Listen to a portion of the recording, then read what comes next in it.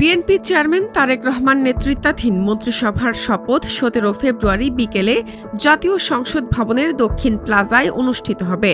এজন্য পুরোদমে প্রস্তুতি চলছে।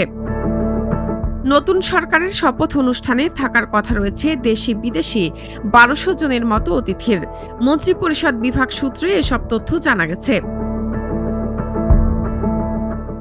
বিদেশি অতিথিদের মধ্যে ভুটানের প্রধানমন্ত্রী শেরিং তোবগে, ভারতের লোকসভার স্পিকার ওম বিড়লা, পাকিস্তানের পরিকল্পনা মন্ত্রী আহসান ইকবাল সহ দক্ষিণ এশিয়ার ৫টি দেশের প্রতিনিধিরা শপথ অনুষ্ঠানে যোগ দিতে ঢাকায় আসছেন।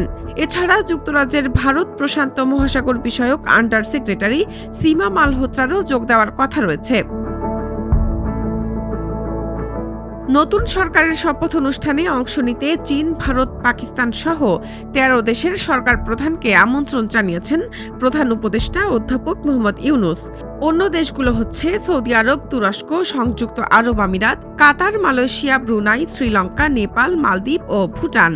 দিল্লি থেকে কূটনৈতিক সূত্রে জানা গেছে, নতুন সরকারের শপথ গ্রহণ অনুষ্ঠানে অংশ নিতে ভারতের প্রধানমন্ত্রী নরেন্দ্র মোদী ১৪ ফেব্রুয়ারি সন্ধ্যায় আমন্ত্রণ পেয়েছেন। তবে পূর্ব নির্ধারিত সূচি অনুযায়ী একই সময়ে ইন্ডিয়া এআই ইম্প্যাক্ট সামিটে অংশগ্রহণের কথা রয়েছে নরেন্দ্র মোদীর।